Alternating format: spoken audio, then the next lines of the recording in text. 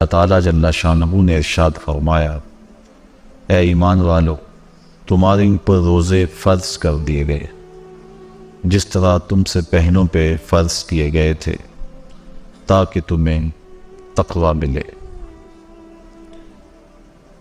الصوم فی اللغت الامساک، روزہ لغت میں رک جانے کو کہتے ہیں۔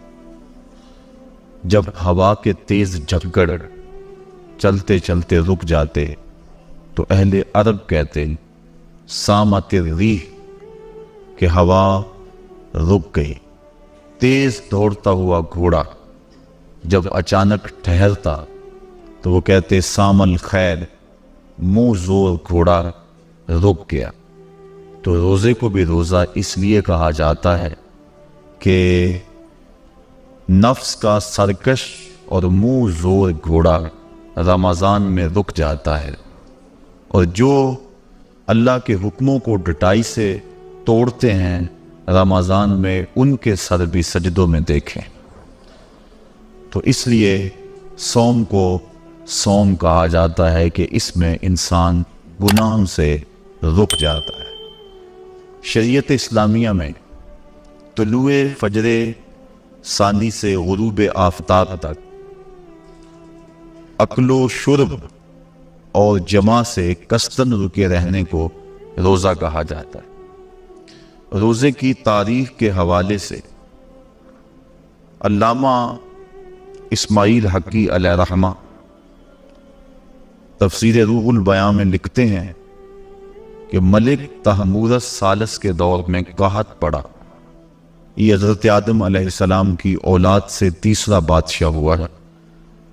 تو اس نے اپنی قوم کو حکم دیا کہ وہ ایک وقت کا کھانا کھائیں اور ایک وقت کا کھانا بچا کر قحط زدہ علاقوں میں بھیجیں تاکہ دکھیوں اور مجبوروں کی مدد ہو سکے۔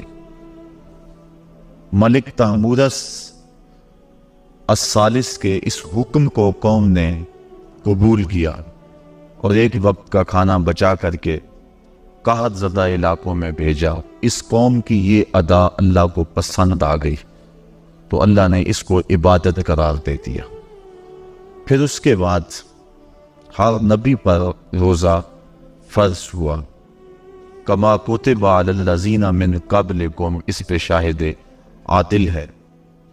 حضور علیہ السلام فرضیت روزہ سے قبل ایام 20 کے روزے رکھا کرتے تھے۔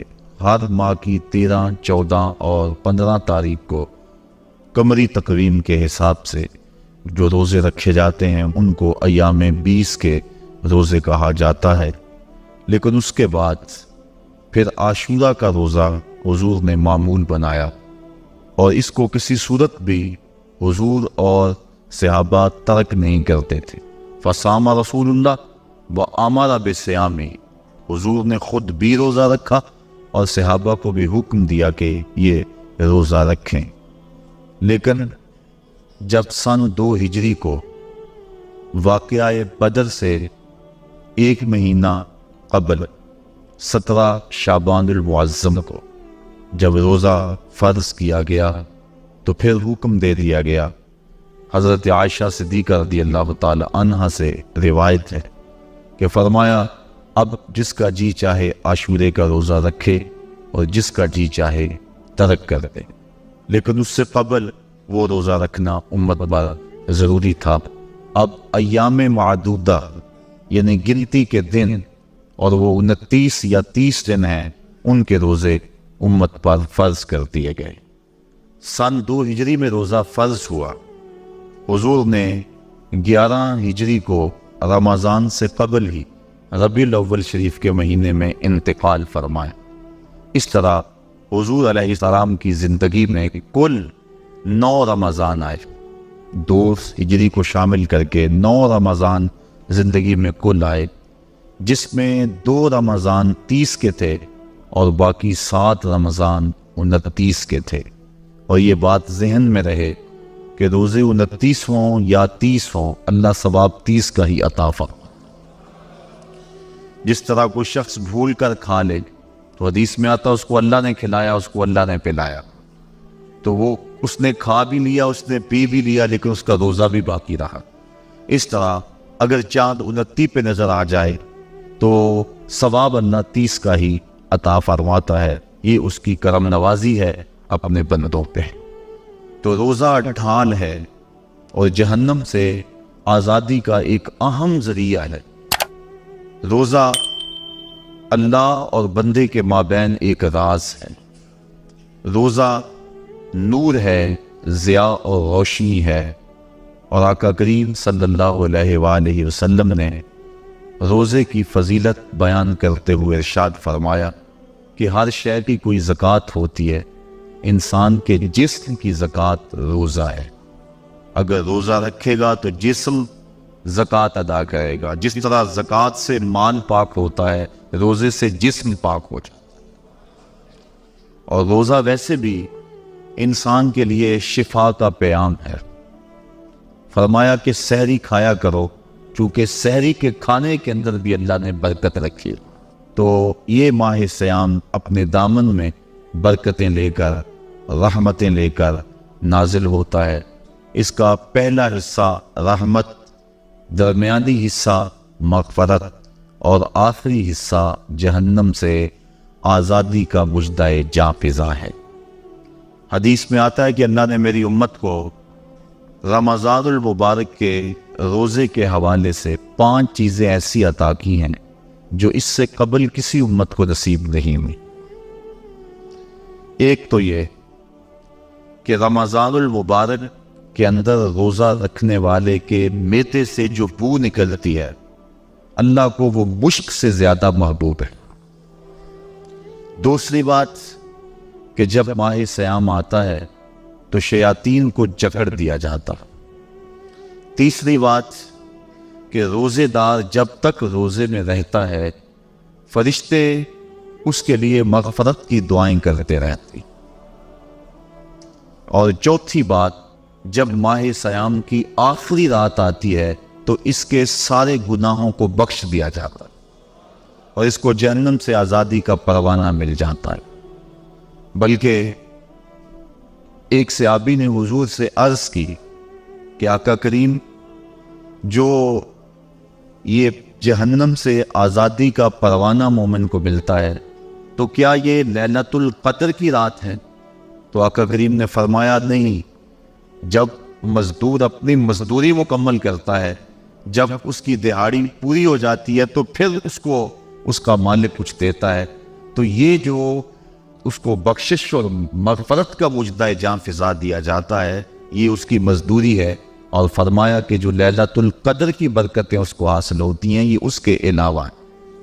اور یہ اللہ تعالیٰ جل شانہ نے خاص کرم نوازی فرمائی بندہ مومن پر کہ اس کو یہ بابرکت رات عطا فرمائی. اور 5ویں فضیلت جو اس کو دی گئی روزہ دار کو، اور حضور سے قبل جو امتوں میں لوگ روزے رکھتے تھے، یہ فضیلتیں ان کو نہیں عطا کی گئی. جنت کو پورا ماہ مومن کے لیے آراستہ و پیراستہ کیا جاتا ہے. حضرت ابو ہریرہ رضی اللہ تعالیٰ عنہ سے ایک روایت مروی ہے جس کو امام بخاری اور امام مسلم نے روایت کیا کہ آقا کریم علیہ السلام نے ارشاد فرمایا، قال اللہ عز وجل، اللہ جل شانہ ارشاد فرماتا ہے، کل عمل ابن آدم لہو، ابن آدم کا ہر عمل اسی کے لیے ہے، الا الصوم فإنہ لی، ہاں مگر روزہ ہے جو وہ میرے لیے رکھتا ہے، وأنا اجزی بہ، اور اس کی جزا میں اسے دوں گا، والصیام جنۃ، اور صیام روزہ ڈھال ہے، فإذا کان یوم صوم احدکم فلا یرفث ولا یصخب فإن صابه أحد أو قاتله فليقل إني صائم والذي نفس محمد بيده لخلوف فم الصائم أطيب عند الله من ريح المسك للصائم فرحتان يفرحهما إذا أفطر فرح بفطره وإذا لقي ربه فرح بصومه. تو فرمایا کہ جب کوئی شخص روزہ رکھتا ہے تو اس کا یہ عمل اللہ کے لیے ہے اور اللہ تعالیٰ اس کی جزا دے گا. روزہ ڈھال ہے، جب کوئی شخص روزہ رکھے تو وہ اس کے اندر کوئی اللہ کی نافرمانی نہ کرے، یہاں تک کہ اگر اس کو کوئی شخص گالی بھی دے تو وہ یہ کہے کہ میرا روزہ ہے، میں صائم ہوں، میں نے روزہ رکھا ہوا ہے، یہ کہہ کے لڑنے والے کو، الجھنے والے کو ٹال دے۔ حضور نے ارشاد فرمایا مجھے قسم ہے اس رب کی جس کے قبضے میں محمد کی جان ہے کہ روزہ دار کے معدے سے جو بو نکلتی ہے اللہ کو وہ مسک یعنی کستوری کی خوشبو سے زیادہ محبوب ہے۔ اور روزہ دار کے لیے دو خوشیاں ہیں، ایک خوشی اس کو اس وقت ملتی ہے جب وہ روزہ افطار کرتا ہے، اور دوسری خوشی اس کو اس وقت ملتی ہے جب اس روزے کے صلے میں اسے اپنے رب کا دیدار نصیب ہوگا۔ یہ بات ذہن میں رکھیں کہ اس دنیا پر سب سے بڑی دولت جو حضرت انسان کو دی گئی ہے وہ دولت ایمان ہے، اور قیامت کے دن سب سے بڑی دولت جو اہل ایمان کو دی جائے گی وہ اللہ تعالیٰ کا دیدار ہوگا۔ جنت کی حور و قصور، جنت کے محلات، جنت کی عالی نصب نعمتیں، دنیا کی کوئی دولت اور دنیا کی کوئی نعمت جنت کی کسی نعمت کا مقابلہ نہیں کر سکتی۔ لیکن جنت والے جنت میں جا کر جس نعمت کو سب سے بڑا سمجھیں گے، اور وہ ہوگی بھی حقیقت میں سب سے بڑی نعمت، ایسی نعمت کہ اس نعمت کے ملنے پہ باقی ساری نعمتوں کو بھول جائیں گے، وہ یہ ہے کہ رب اپنے رخ کرم سے پردہ ہٹا دے گا اور ان کو اپنا دیدار عطا فرما دے گا۔ تو یہ سب سے بڑی دولت جو مومن کو آخرت میں نصیب ہوگی یہ روزے کے صلے میں نصیب ہوگی۔ یہ روزے کا وہ ثمر ہے، یہ روزے کا وہ پھل ہے جو اللہ اہل ایمان کو قیامت کے دن عطا فرمائے گا۔ عاجزی بہی کا معنی ہے کہ اس کی میں جزا دوں گا۔ ایک روایت میں آتا ہے کہ جو اعمال ہیں وہ 7 طرح کے ہیں۔ 2 اعمال ایسے ہیں کہ جو واجب کرتے ہیں، 2 اعمال ایسے ہیں کہ جن کی جزا ان کی مثل ہے، اور ایک عمل ایسا ہے کہ جس کی جزا 10 گنا ہے، اور ایک عمل ایسا ہے کہ جس کی جزا 700 گنا ہے، اور ایک عمل ایسا ہے جس کی جزا بے حساب ہے۔ فرمایا کہ وہ 2 عمل جو واجب کرتے ہیں وہ یہ کہ اگر کسی شخص نے اللہ کی عبادت کی اور اس کے ساتھ کسی کو شریک نہ ٹھہرایا تو وہ جنت کو یہ اعمال واجب کر دیتے، یعنی اس کو جنت کا ملنا لازم ہے، ضروری ہے، واجب ہے اس کے۔ اور دوسرا وہ شخص جس نے اپنے رب کے حکموں کو توڑا یہاں تک کہ اس کے ساتھ کسی کو شریک ٹھہرایا، اس کے اوپر جہنم واجب ہے۔ اور 2 وہ عمل جن کی جزا ان کی مثل ملے گی، ایک وہ گناہ جو اس نے کیا تو اس کی سزا اس کی مثل دی جائے گی، اور دوسری وہ نیکی جو اس نے کی نہیں ہے لیکن اس کا عزم کیا تھا تو اس کو بھی ایک نیکی کا ثواب دے دیا جائے۔ ایک عمل وہ ہے جس کے بدلے کے اندر 10 گنا اس کو اجر دیا جاتا ہے، اور فرمایا اس سے اس کے نیک اعمال مراد ہیں۔ اور فرمایا کہ جو اس کا چھٹا عمل ہے وہ ایسا ہے جس کے بدلے کے اندر اس کو 700 گنا اجر دیا جاتا ہے، اور وہ راہ خدا میں اس کا صدقہ کرنا ہے۔ اور فرمایا ایک عمل ایسا ہے جس کی جزا کا دنیا پر کوئی حساب ہی نہیں ہے، اور وہ بندے کا اللہ کے حضور اپنے روزے کے ساتھ پیش ہونا ہے۔ تو روزہ ایک ایسا عمل ہے کہ جس کی جزا کا کوئی حساب ہی نہیں ہے، تو یہ اللہ کے علم میں ہے کہ وہ اپنے بندے کو کتنی اس کی جزا اور کتنا اس کا صلہ عطا فرما دیتا ہے۔ تو یہ اجر ہے نیکی کا۔ اور آقا کریم علیہ السلام نے ارشاد فرمایا روزہ ڈھال ہے اور جہنم سے بچنے کا ایک مضبوط قلعہ ہے۔ روزے کے من جملہ ثمرات میں سے ایک ثمرہ مرتبہ احسان کا حاصل ہونا۔ مرتبہ احسان کیا ہے؟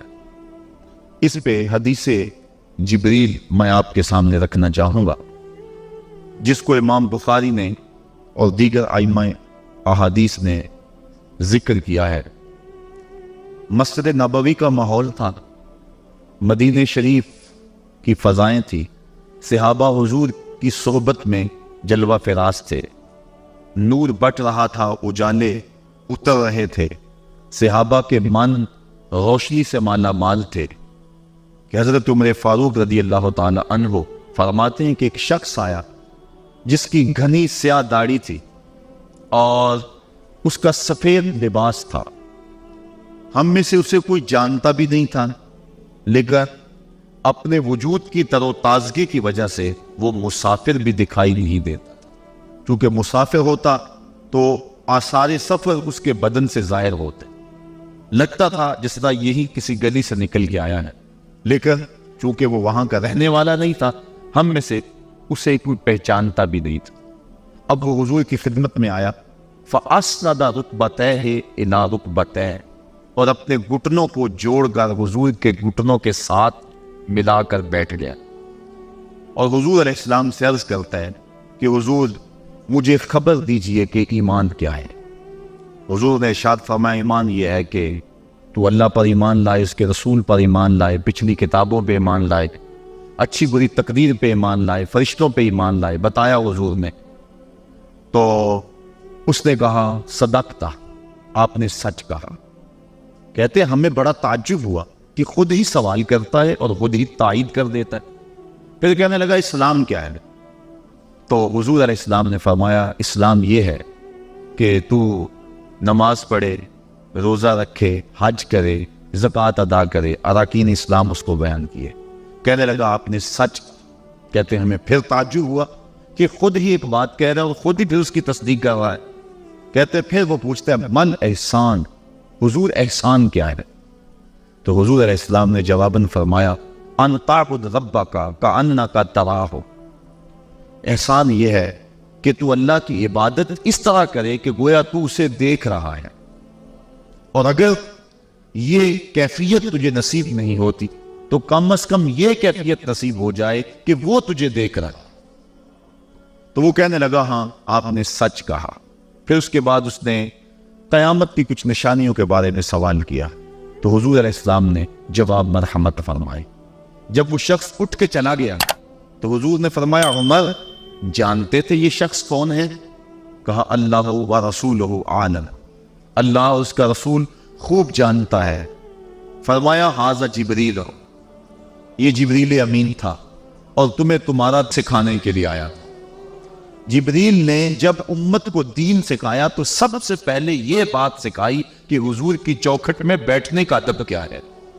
دونوں گھٹنے بچھا کر وہ اس طرح حضور کی چوکھٹ میں ادب کے ساتھ بیٹھا اور اس کے بعد حضور سے اس نے سوالات کیے. تو فرمایا یہ جبریل امین تھے جو تمہیں تمہارا دین سکھانے کے لیے آئے تھے. تو جبریل امین نے جو دین سکھایا، جو چیزیں پوچھی وہ 3 چیزیں تھیں. ایمان کیا ہے، اسلام کیا ہے اور احسان کیا ہے. تو احسان تیسری چیز ہے جس کو ہم اپنی زبان کے اندر تصوف کہتے ہیں، جس کو ہم طریقت کا نام دیتے ہیں. تو اس کو درجہ احسان یا مرتبہ احسان کہا جاتا ہے اور یہ دین کی روح ہے. جو لوگ طریقت کا انکار کرتے ہیں وہ دین کی روح کا انکار کرتے ہیں. تو حضور علیہ السلام نے جو طریقت بیان فرمائی وہ یہ تھی کہ اللہ کی عبادت تو اس طرح کرے کہ جس طرح تو اسے دیکھتا ہے.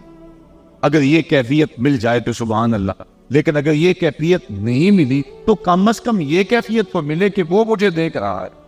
اور اگر یہ کیفیت بھی مل جائے کہ وہ مجھے دیکھ رہا ہے تو بتائیے کہ پھر انسان کی زندگی میں کتنا سرور آ جائے گا کہ جب وہ نماز کے لیے کھڑا ہو تو اس تصور میں ڈوب جائے کہ میرا مالک تو مجھے دیکھ رہا ہے. تو پھر نماز کا کتنا سرور آ جائے گا اس کو. اور جب وہ کوئی اور نیک عمل کر رہا ہو تو اس تصور میں ڈوب جائے کہ میرا مالک میرے اوپر نگاہ لطف فرما رہا ہے، تو پھر اس کی کیفیت کا عالم کیا ہوگا. تو پہلی کیفیت کہ تو اسے دیکھ رہا ہے. حضرت علی المرتضیٰ رضی اللہ تعالی عنہ سے کسی نے پوچھا جس رب کی عبادت کرتے ہو کیا اس کو کبھی دیکھا بھی ہے؟ تو حضرت علی المرتضیٰ نے جواباً کہا لم اعبد ربا لم اراه. اے صاحب کبھی کبھی کی بات کیا کرتا ہے، علی تو اتنی دیر تک سجدے سے سر ہی نہیں اٹھاتا جب تک اس کے جمال جہاں آرا سے فیض یاب نہیں ہو جاتا. حضرت داتا گنج بخش علی اجمیری علیہ رحمہ کشف الماجوب کے اندر ایک حدیث نقل کرتے ہیں کہ حضور علیہ السلام نے ارشاد فرمایا کہ فاقہ کشی اختیار کرو اور بھوک اور پیاس برداشت کرو. ممکن ہے کہ اس دنیا کے اندر تم اپنے دل کی آنکھوں سے اپنے رب کا مشاہدہ کرو. تو یہ جو مرتبہ احسان ہے جو مومن کا مقصود ہے وہ اس کو حاصل ہوگا روزہ رکھنے سے۔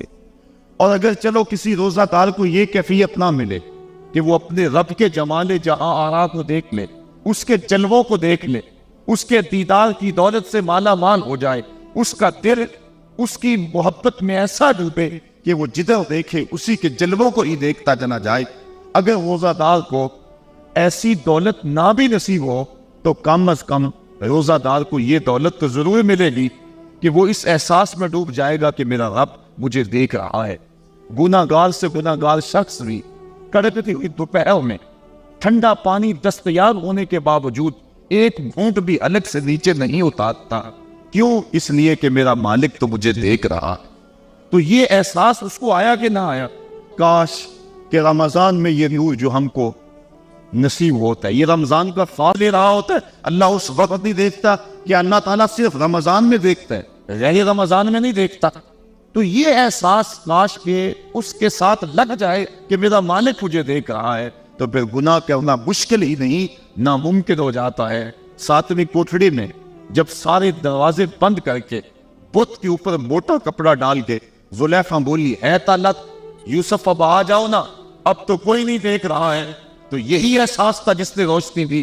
قال معاذ اللہ، کہا اللہ کی پناہ، تو اپنے معبود سے موٹی چادر ڈال کر چھپ گئی، لیکن میرا خدا تو ساتویں کوٹھڑی میں بھی دیکھ رہا ہے۔ پھر اتنی روشنی ورسی، اتنے اجالے اترے کہ گناہ کیا، گناہ کا تصور بھی محال ہو گیا۔ تو یہ یقین، یہ اذعان کہ میرا مالک مجھ کو دیکھ رہا ہے، انسان کے لیے گناہ کو مشکل ہی نہیں ناممکن بنا دیتا ہے۔ اور میرے اور آپ کے آقا مولا نے فرمایا، سبعۃ یظلھم اللہ تعالی فی ظلہ یوم لا ظل الا ظلہ، امام عادل وشاب نشأ فی عبادۃ اللہ ورجل قلبہ معلق بالمساجد ورجل دعته امرأة ذات منصب وجمال فقال انی اخاف اللہ ورجلان تحابا فی اللہ اجتمع علیہ وتفرقا الیہ ورجل تصدق بصدقة فأخفاها حتى لا تعلم شماله ما تنفق يمينه ورجل ذكر الله خاليا ففاضت عيناه او كما قال۔ حضور ارشاد فرماتے ہیں کل قیامت کے دن جب کوئی سایہ نہیں ہوگا، 7 اشخاص ایسے ہیں اللہ تعالیٰ جنہیں اپنے عرش کا ٹھنڈا سایہ نصیب فرمائے گا۔ حدیث طویل ہے اور مجھے وقت کے گزرنے کا شدت سے احساس ہے، میں اپنا مقصود آپ کے سامنے رکھوں گا۔ چوتھا شخص وہ وَرَجُلٌ دَعَتْهُ امرأة ذات منصب وجمال فقال انی اخاف اللہ۔ چوتھا وہ شخص جس کو کسی عورت نے دعوت گناہ دی، اور وہ عورت کوئی معمولی عورت نہیں تھی، ذات منصب وجمال، ایک روایت میں ذات حسب وجمال، یعنی منصب اور جمال کی مالکہ تھی، یا حسب و نسب اور جمال کی مالکہ تھی، اور اس نے نوجوان کو دعوت گناہ دی۔ اب قدموں میں حسن خود بخود بچھنے کے لیے بےتاب ہے، تو جب جذبات انگڑائیاں لے رہے ہوں، جوانی چوپن پہ ہو اور آرزویں مچل رہی ہوں اور حسن خود قدموں میں بچھنے کے لیے بےتاب ہو، تو پھر اپنی خواہشات کو لگام کون دے گا؟ لیکن اگر کسی نے اس وقت یہ کہہ کے اس کی پیشکش کو ٹھکرا دیا، انی اخاف اللہ، میں تیری بات کیسے مانوں، مجھے رب سے بڑا ڈر لگتا ہے۔ حضور فرماتے ہیں جب کسی عورت نے اس کو دعوت گناہ دی، یا کوئی مرد کسی عورت کو دعوت گناہ دینے لگا، تو اس نے کہا انی اخاف اللہ، میں تیری بات نہیں مان سکتا کہ مجھے اللہ سے ڈر لگتا ہے۔ حضور فرماتے ہیں کل قیامت کے دن جب سورج سبا نیل پہ ہوگا اور زمین تانبے کی ہوگی، لوگ پسینے میں شرابور ہوں گے، اللہ پورے قہر و غضب و جلال میں ہوگا، لوگ پرہنہ اٹھائے جائیں گے، پسینے سے شرابور ہوں گے، ندامت ان کے چہرے پہ چڑھی ہوئی ہوگی، لیکن 7 اشخاص میں سے ایک شخص یہ ہے کہ قیامت کے دن جب کوئی سایہ نہیں ہوگا، اللہ اسے اپنے عرش کا ٹھنڈا سایہ نصیب فرما دے، کہ جس نے برائی کو یہ کہہ کی تھا، صرف اس کا چہرہ ہی روشن نہیں تھا، اس کے من میں بھی اجالے تھے، اور اس نے بڑی کوشش کی، لیکن نور کو رسیوں میں جکڑا تو نہیں جا سکتا۔ خیر، اس نوجوان کے دل میں آیا کہ یہ شیطان کا خطرناک روپ ہے، کہیں ایسا نہ ہو کہ میں اس کے پنجے میں پھنس جاؤں۔ اس نے ایک بہانہ کیا اور باتھ روم میں چلا گیا، جو پخانہ کیا اس کو اپنے بدن پہ مل لیا، اور اسی حالت میں باہر آ گیا۔ جب اس عورت نے دیکھا اس کا نشہ حرن ہو گیا، دروازہ کھول دیا، اس نے کہا یہ تو مجنون ہے، یہ تو پاگل ہے۔ اس نے دل ہی دل میں اللہ کا شکر ادا کیا کہ میرا بدن گندا ہو گیا، میرا من تو ستھرا رہا۔ کائنات کا سب سے حسین چہرہ وہ ہے جو جنسی کالک سے محفوظ۔ تو وہ باہر گیا اور باہر ایک چشمہ ابل رہا تھا، وہاں جا کے اس نے غسل کیا۔ امام یافعی لکھتے ہیں جب تک وہ زندہ رہا اس کے جسم سے مشک و عنبر کی خوشبو آیا کرتی تھی، اور جب وہ مر گیا لوگوں نے اس کو دفن کر دیا، یہ خوشبو اس کی قبر کی مٹی سے بھی آیا کرے۔ تو جو اللہ سے ڈرا کہ میرا مالک مجھے دیکھ رہا ہے، تو اللہ تعالیٰ اس کی کیسی ناز برداریاں فرماتا ہے، اس کے اوپر کتنے کرم اس کے اترتے ہیں۔ تو کہا کہ وہ شخص جس نے اللہ سے ڈر کر گناہ کو چھوڑا، کل قیامت کے دن جب کوئی سایہ نہیں ہوگا، اللہ اسے اپنے عرش کا ٹھنڈا سایہ نصیب فرما دے گا۔ تو یہ رمضان کا فیض ہے کہ انسان بے شمار گناہوں کے باوجود بھی تڑپتی کڑکتی دوپہر کے اندر بھی ٹھنڈا پانی اپنے منہ کے قریب بھی نہیں لاتا، وضو کرتے ہوئے بھی احتیاط کرتا ہے، غسل کرتے ہوئے بھی احتیاط کرتا ہے کہ کوئی قطرہ حلق سے نیچے اتر نہ جائے، اس احساس میں کہ میرا رب مجھے دیکھ رہا ہے۔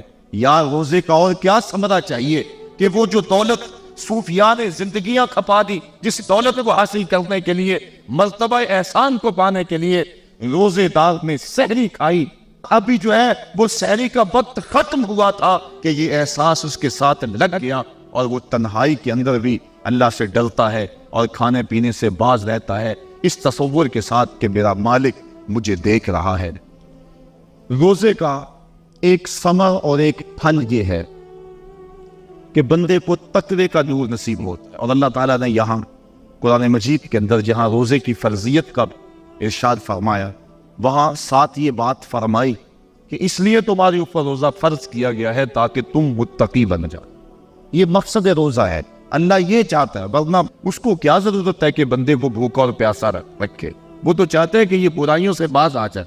بلکہ بخاری شریف کی حدیث ہے، حضور علیہ السلام نے ارشاد فرمایا من لم یدع قول الزور والعمل به فلیس للہ حاجۃ فی ان یدع طعامہ وشرابہ، جو شخص جھوٹ اور جھوٹے کام نہیں چھوڑتا، اللہ کو اس کے بھوکا اور پیاسا رہنے کی کوئی ضرورت نہیں ہے۔ اللہ نہیں چاہتا کہ وہ بھوک اور پیاس کی مشقت گوارا کرے، اس کا تو مقصود یہ ہے کہ اس کے دل کے اندر اس کی خشیت پیدا ہو جائے، اسی لیے اس نے روزہ ہمارے اوپر فرض کیا ہے، ورنہ وہ کیسے چاہتا ہے کہ میرا بندہ بھوکا رہے؟ ایک ماں نہیں چاہتی کہ میرا بیٹا بھوکا رہے، اور جو 70 ماؤں سے زیادہ پیار کرتا ہے اس نے کیسے چاہ لیا کہ میرا بندہ بھوکا رہے؟ ماں کے پیار کو دنیا میں کسی ترازو پہ نہیں تولا جا سکتا، اور جو مالک ہے، ماں کو اتنا پیار بیٹے سے کس لیے ہے؟ اس لیے کہ اس نے بیٹے کو جنم دیا، جس نے جنم دیا اس کو اتنا پیار ہے، تو جس نے تخلیق کیا اس کو کتنا پیار ہوگا؟ تو ماں نہیں چاہتی میرا بیٹا بھوکا رہے، تو مالک نے کیسے چاہ لیا؟ چلو آپ پھر ماں کی گود میں آ جائے۔ ماں بیٹے کی آنکھ میں ایک آنسو بھی گوارا نہیں کرتی، بیٹا ہو گیا بیمار، ماں لے گی ڈاکٹر کے پاس، اس نے جو دوا تجویز کی وہ کڑوی تھی، ماں نے زبردستی لٹا لیا، بیٹا پیتا نہیں، ماں نے منہ کھولا اور کڑوے سیرپ کے قطرے اس کے حلق میں ٹپکا رہی ہے، بچہ چیختا ہے، لیکن جو وہ سیرپ کے قطرے حلق سے نیچے اترتے چلے جاتے ہیں، ماں کو قرار آتا جاتا ہے، اس کو طمانینت ملتی جاتی ہے۔ ماں کیا صفاق ہو گئی؟ نہیں۔ اس کا پیار چھن گیا؟ نہیں۔ اس کی ممتا رخصت ہو گئی؟ نہیں۔ وہ تو بیٹے کی آنکھ میں ایک آنسو بھی گوارا نہیں کرتی، اور اب تڑپتا ہوا بیٹا، لیکن ماں کے چہرے پہ طمانینت کا نور ہے۔ اصل بات یہ ہے کہ ماں جانتی ہے، بیٹا نہیں جانتا۔ ماں جانتی ہے چند لمحوں کی تکلیف ہے، نتیجہ شفا کی صورت میں برآمد ہوگا، اس لیے ماں کی نظر اس تڑپنے پہ نہیں ہے، ماں کی نظر اس نتیجے پہ ہے۔ مالک جو 70 ماں سے زیادہ پیار کرتا ہے، وہ بھی نہیں چاہتا کہ میرا بندہ بھوکا اور پیاسا رہے، لیکن مالک کہتا ہے اس کے باوجود تو بھوکا اور پیاسا رہے گا، کیوں؟ لعلکم تتقون، میرے بندے تجھے تقوی کی بہاریں نصیب ہوں گی، تیرے من کو روشنی اور تیرے من کو اجالا نصیب ہو جائے گا۔ تو یہ تقوی نصیب ہوتا ہے روزے سے۔ چونکہ یہ بات ذہن میں رکھیں، ہمارے 2 دشمن ہیں جو ہمیں نیکی کے راستے سے روک رہے ہیں۔ بات لمبی ہو رہی ہے، اختصار کر رہا ہوں۔ ہمارے 2 دشمن ہیں جو ہر وقت ہمارے ساتھ لگے ہوئے، ایک شیطان اور دوسرا نفس۔ جو شیطان ہے وہ بڑا دشمن ہے یا نفس بڑا دشمن ہے؟ تو آپ اس بات پہ کچھ دلیل کی ضرورت نہیں، آپ سب کہہ رہے ہیں کہ نفس۔ اور سادی سی بات ہے کہ شیطان آدمی کو بہکاتا ہے، لیکن شیطان جب خود بہکا، اس نے انکار سجدہ کیا، اس وقت کوئی دوسرا شیطان تو تھا نہیں، تو شیطان کو شیطان بنانے والا نفس. تو یہ نفس شیطان سے بھی بڑا دشمن ہے. اکیلی جان دو دشمنوں کے نظر میں. لیکن جب ماہ سیام آیا سلسلۃ الشیاطین، حدیث میں آتا ہے شیاطین جکڑ دیے گئے. دو دشمنوں میں ایک دشمن ہمارے جکڑ دیے گئے. اب ایک دشمن ہمارا باقی ہے، نفس. اب نفس کا مقابلہ کر لیں گے تو شیطان چھٹ کر ہمارا کچھ نہیں کر سکے گا. لیکن اگر ہم نے اس موسم کے اندر اپنے نفس کا مقابلہ نہ کیا تو پھر ہم جو ہے وہ اس نفس کی شامت سے شیطان کے ہتھے بھی چڑھ جائیں گے. اب نفس کی تربیت کیسے کریں؟ اس کی تربیت بھی روزے سے ہوتی ہے. آپ کہیں گے وہ کیسے؟ تو شیخ فرید الدین عطار کا قول سناتا ہوں. شیخ فرید الدین عطار کون شخص ہے؟ کسی معمولی شخص کا نام شیخ فرید الدین عطار نہیں ہے. علامہ اقبال کے روحانی پیشوا، جن کو وہ مرشد رومی کہتے ہیں اور اپنے آپ کو مرید ہندی کہتے ہیں. اور یہ بات ذہن میں رکھیں کہ اقبال نے رومی کو ویسے پیر نہیں مان لیا، بڑا چن کے پیر تلاش کیا اقبال نے. بلکہ جب پیر دو ہوں اور دونوں ہی بڑے قابل ہوں اور مرید کے لیے مصیبت بن جائے کہ ادھر جاؤں کدھر جاؤں، امتحان تو اس وقت ہوتا ہے. اب اقبال کے لیے جو ہے وہ دو چیزیں تھیں، ایک رازی اور ایک رومی. اقبال کہتا تھا میں رومی کو پیر مانوں یا رازی کو پیر مانوں. چونکہ رازی استدلال کا شہنشاہ ہے اور اقبال فلسفے کا امام ہے. فلسفی کا مزاج یہی چاہتا ہے کہ جو استدلال کا بادشاہ ہو اس کو اپنا شیخ مانا جائے. لیکن جو رومی ہے وہ دل کا شہنشاہ ہے. اقبال شاعر ہے اور اقبال کا مزاج تھا کہ جو میرے دل کا بھی امام ہو وہی میرا شیخ ہو اور وہی میری رہبری کرے. تو اقبال جو ہے وہ الجھا رہا اس معاملے میں، کیا کرو؟ وہ خود کہتا ہے اسی کشمکش میں گزری میری زندگی کی راتیں، کبھی سوز و ساز رومی، کبھی پیچ و تاب رازی. کبھی رومی کا سوز و ساز مجھے پسند آتا تھا، کبھی رازی کا جو ہے وہ مجھے پیچ و تاب پسند آتا تھا. پھر اقبال نے زندگی کی کئی بہاریں مرشد کے انتخاب کے اندر گزار دی کہ میں رومی کے ہاتھ میں بیعت کروں یا رازی کے ہاتھ میں بیعت کروں. پھر ایک وقت آیا کہ اقبال نے خود کہا نئے مہرہ باقی ہے نئے مہرہ بازی، جیتا ہے رومی ہارا ہے رازی. وہ کہتا ہے رومی جیت گیا اور رازی ہار گیا. پھر اس نے رومی کو اپنا شیخ اور مقتدا مانا. اقبال جس کو اپنا مقتدا مانتا ہے، جس کو اپنا امام مانتا ہے، اب اس رومی کی سنیے.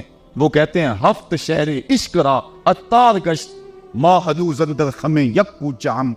عشق کے ساتوں شہر حضرت شیخ فرید الدین عطار گھوم چکے ہیں.